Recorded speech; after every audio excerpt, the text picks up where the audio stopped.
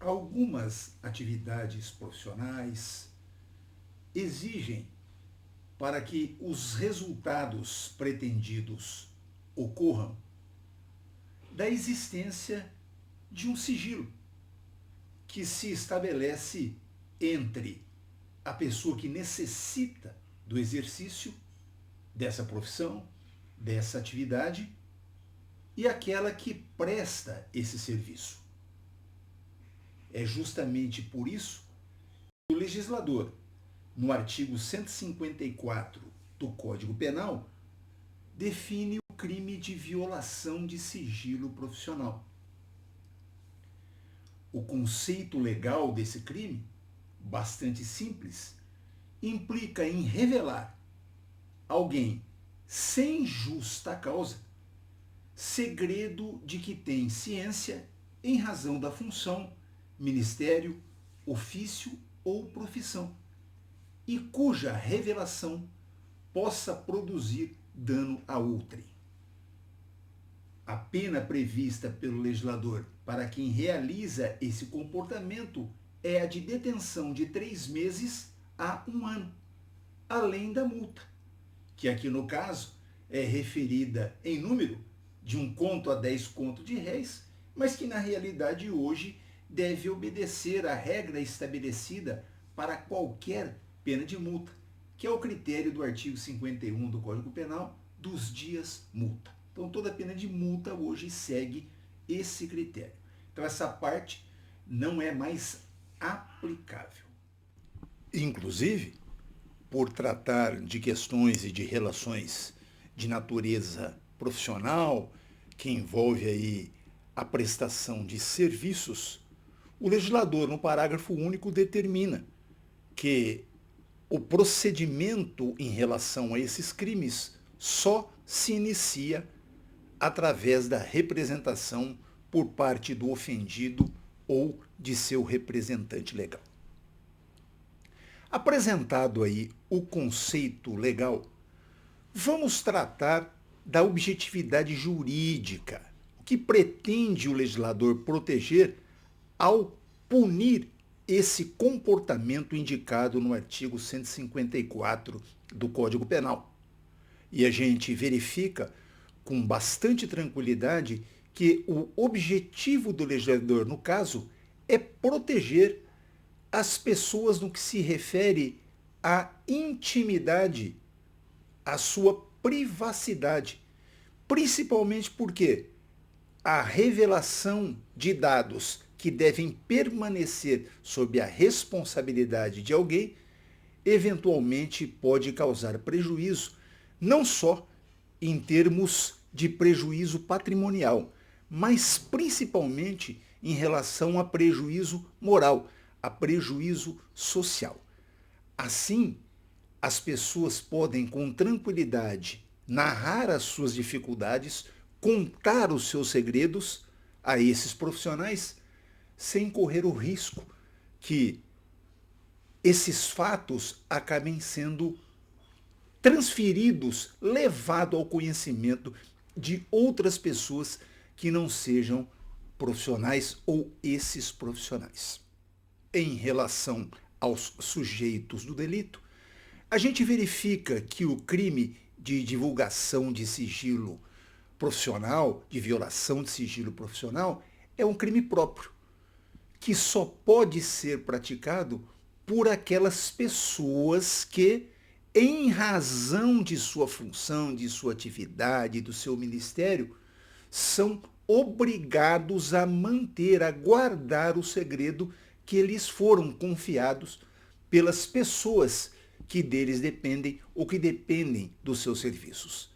Então aqui nós estamos falando de médicos, nós estamos falando de advogados, nós estamos falando de psicólogos, nós estamos falando de padres, de ministros religiosos, de pastores, todos, em razão das suas atividades profissionais, acabam por recepcionar, tomar conhecimento de informações que são particulares, que são de natureza privada e que pertencem e são de interesse daquelas pessoas que as narram. Daí a afirmação de se tratar de crime próprio. Somente essas pessoas que têm a obrigação de guardar o segredo é que podem praticar esse crime previsto no artigo 154 do Código Penal. É importante frisar que a qualidade de funcionário público do sujeito ativo do crime pode implicar no enquadramento do comportamento no crime de violação de sigilo funcional, que está previsto no artigo 325 do Código Penal, com a seguinte redação: revelar fato de que tem ciência em razão do cargo e que deva permanecer em segredo ou facilitar-lhe a revelação. Então, essa qualidade de funcionário público no sujeito ativo deve fazer com que nossa atenção seja redobrada para ver se o enquadramento, se o crime praticado não foi aquele definido no artigo 325 do Código Penal, e não o artigo 154.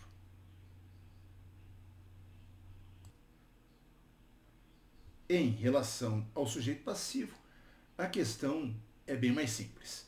Qualquer pessoa pode figurar como sujeito passivo do crime de violação de sigilo profissional. A única ressalva que a gente deve fazer em relação a essa questão é que a vítima deverá estar relacionada a título de profissão, a título de ministério, com aquela pessoa a quem revelou o segredo, revelou a intimidade. Mas é bem possível e real de que qualquer de nós possa figurar como vítima de um crime desse. Contar um segredo a um médico e esse médico revelar esse segredo. Contar um segredo a um advogado e o advogado revelar esse segredo. Confessar para um padre e de repente esse padre contar, você ficar sabendo que aquilo que você confessou ao padre acabou chegando ao conhecimento de outra pessoa. Então, qualquer pessoa que seja titular da intimidade, da privacidade, pode figurar como sujeito passivo do crime de violação de segredo profissional, previsto no artigo 154 do Código Penal. No que se refere à análise do tipo, a conduta utilizada pelo legislador para definir o comportamento criminoso é bastante simples. Revelar, contar, levar ao conhecimento de uma outra pessoa, levar ao conhecimento de terceiro. Naturalmente, quem realiza esse comportamento, e é uma exigência em relação à qual nós já acabamos tecendo comentários, deve ser aquela pessoa que, em razão da sua atividade profissional, do seu trabalho, do seu emprego, da sua profissão, deva guardar o segredo. Então, somente a revelação, nesses casos, é que vai caracterizar o comportamento criminoso. Inclusive, é interessante que o legislador até permite a revelação de segredo. Tanto é que a antijuridicidade desse comportamento não está necessariamente no ato de revelar, mas em fazê-lo sem justa causa. Ou seja, a revelação consentida, por exemplo, não caracteriza a infração.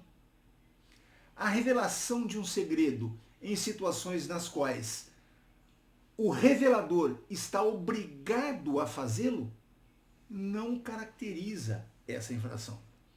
Portanto, somente quando essa revelação, quando esse ato de revelar, quando a realização desse comportamento foi feita sem justa causa, é que nós temos um comportamento antijurídico.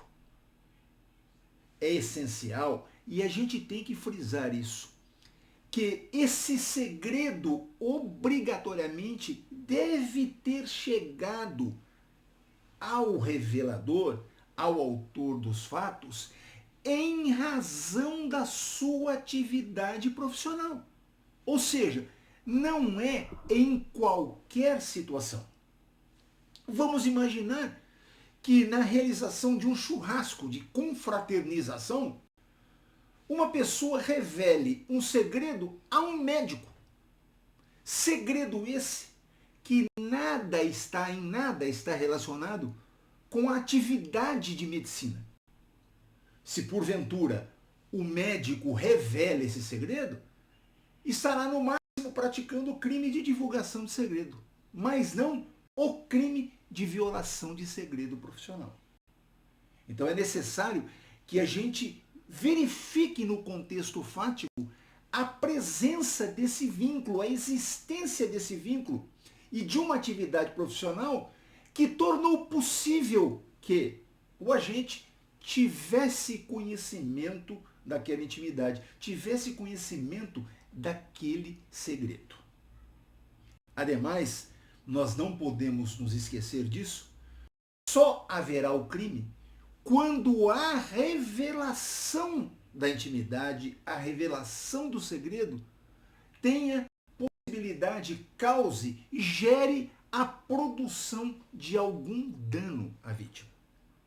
Quer seja um dano patrimonial, como já afirmamos anteriormente, quer seja um dano moral, mas somente com a possibilidade de produção desse dano é que pode ocorrer, melhor dizendo, esse crime que nós estamos estudando.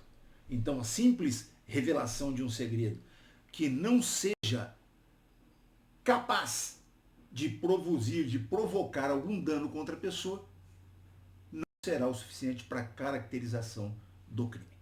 É essencial a presença dessa possibilidade de dano.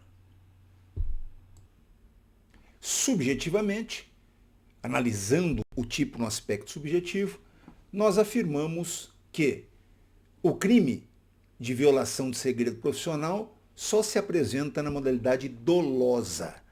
Se porventura o médico acaba esquecendo uma ficha clínica do seu paciente, onde está anotado o segredo, e a secretária toma ciência disso, não há que se falar na prática do crime pela ausência do dolo. O dolo consiste, num primeiro momento, na consciência de que se adquiriu aquele segredo, aquela informação sigilosa em razão da atividade profissional. E depois, a vontade, a intenção de revelar esse segredo. Naturalmente, sendo conhecedor de que a revelação desse segredo pode causar dano moral, pode causar dano patrimonial à vítima, aquela pessoa que revelou o segredo. A consumação do crime de violação de segredo profissional se dá no momento no qual algum terceiro, diferente daquele que contou o segredo e daquele que recepcionou o segredo, tome conhecimento acerca do conteúdo desse segredo. Esse é o momento consumativo. A rigor, embora a forma tentada seja de difícil caracterização, teoricamente ela é possível. Nós podemos com tranquilidade imaginar a situação na qual a revelação vai se dar através de um bilhete que acaba não sendo lido pelo destinatário, por um e-mail que acaba não chegando por um motivo ou outro ao conhecimento do destinatário. Nessas hipóteses, haveria o que chamamos de tentativa de violação do segredo profissional. E esses são os principais aspectos que nós deveríamos abordar em relação a esse crime previsto no artigo 154 do Código Penal.